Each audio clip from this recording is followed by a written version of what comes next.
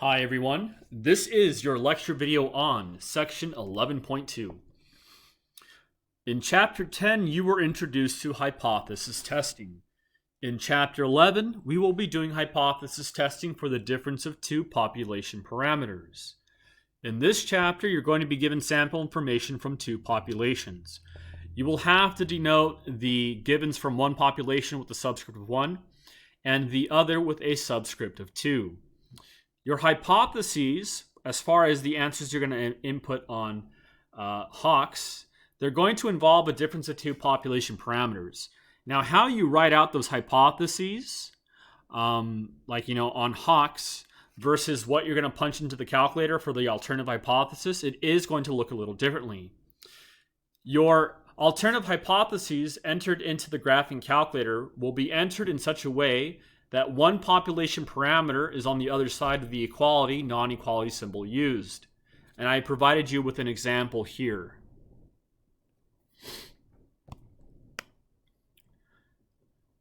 So here are the details for when we do hypothesis testing involving a difference of two population means where the population standard deviations are unknown.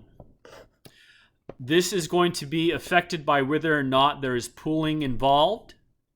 So that happens when you assume that the population standard deviations are equal versus when they are not equal. As usual, I do not require you to actually calculate these things by hand. But if you were interested, here are the formulas here. And I'm going to scroll on down to the graphing calculator command.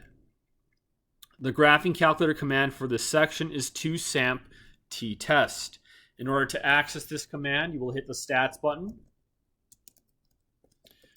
go to tests, and then select toSampTtest.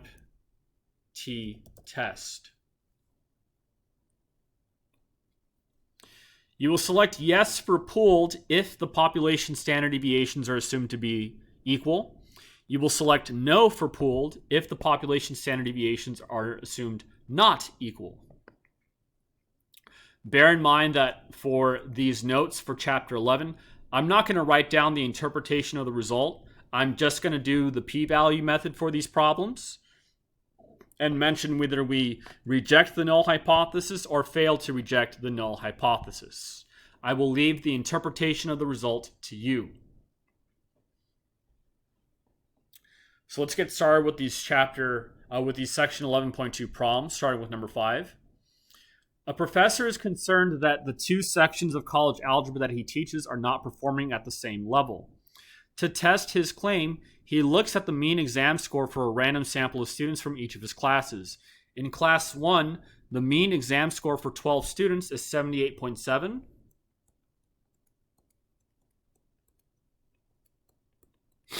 with a standard deviation of 6.5. Sorry about that.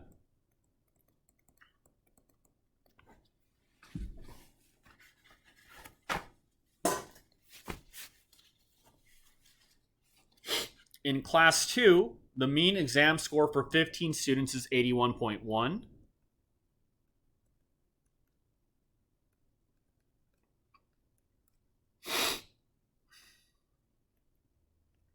with a standard deviation of 7.4.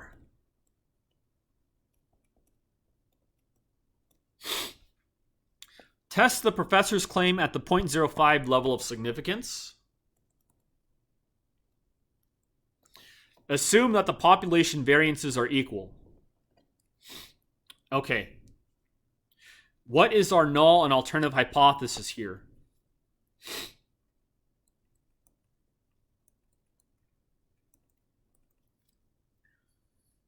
So what exactly is the professor's claim? His claim is that the two sections of his college algebra class, they're not performing at the same level. So if they're not performing at the same level, this is telling you that the mean exam results from one class are different than the other class. Your alternative hypothesis is mu1 minus mu2 does not equal 0. Your null hypothesis is the complete opposite of this. So when we use the graphing calculator, your alternative hypothesis is that mu1 does not equal mu2. So let's go to the graphing calculator. Hit the stat button, go to tests, scroll on down to 2SAMP-T-test. Your input for this problem is stats because you were given summary statistics. And now we need to punch in the givens.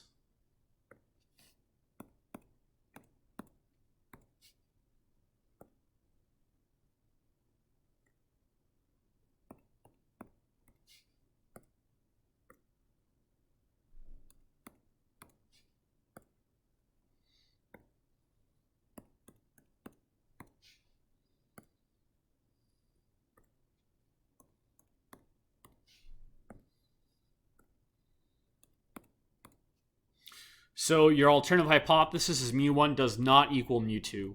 Now for this problem, you're told to assume that the population variances are the same, which would mean the population standard deviations are the same. So if we're pooled, we will select yes. Scroll on down to calculate. Okay, so our test statistic is here. I didn't write down the rounding rules. I will write down the rounding rules in these notes. So following the rounding rules that will be written after this video, your test statistic, this t-value is negative 0.883.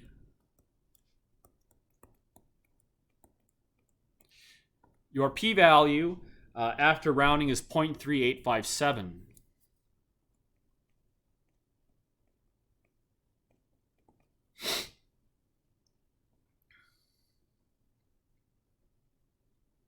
Now our p-value is clearly greater than alpha, and so we will fail to reject the null hypothesis.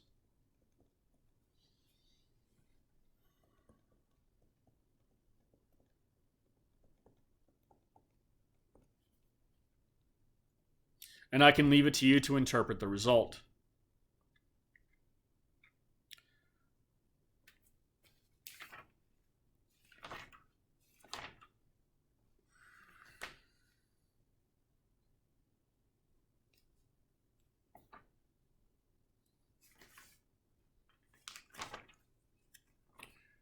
Where is... Okay, so let me actually just write this now so I don't forget. Oopsie. No. How do I get rid of that? No. Cool. Okay.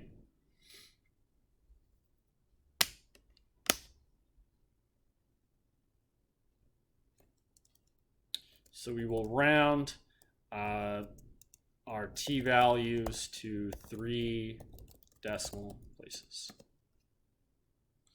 All right, next problem.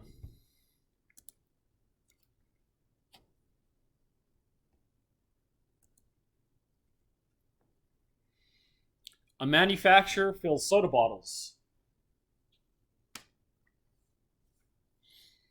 Periodically, the company tests to see if there is a difference between the mean amounts of soda put in bottles of regular cola and diet cola.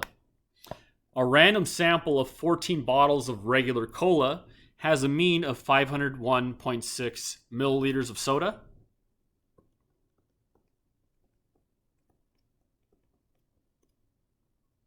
With a standard deviation of 3.9 milliliters.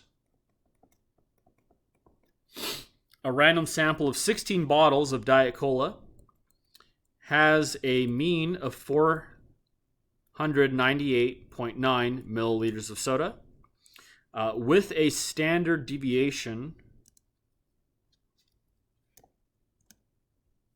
of 5.3 milliliters.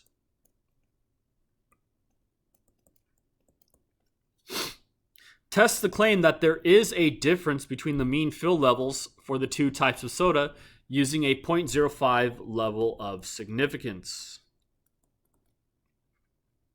Assume that the population variances are not equal since different machines are used to fill bottles of regular cola and Diet Cola.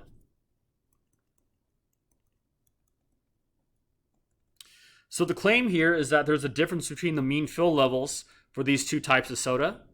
So that would be mu1 minus mu2 does not equal 0. So your null hypothesis is then mu1 minus mu2 equals 0.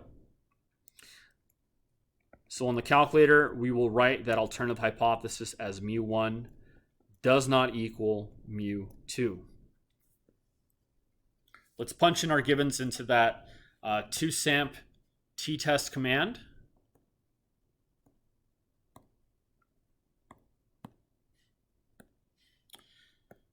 So we have 501.6.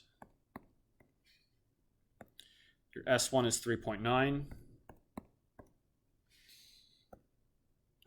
Your N1 is 14. X2 bar is 498.9. Your S2 is 5.3. Your N2 is 16. mu1 does not equal mu2. For pooled, we will select no because you're told to assume that the population variances are not the same. Going back to the graphing calculator. Then I will hit calculate. So our t-value is 1.602. So our test statistic is 1.602. Your p-value, after rounding that to 4 decimal places, is 0.1208.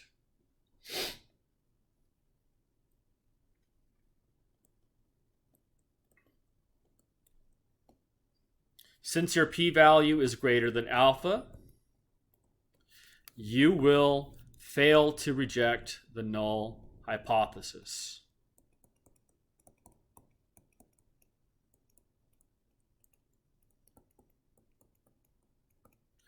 Alrighty, everyone. That's going to wrap up this lecture video. I will see you in the next one.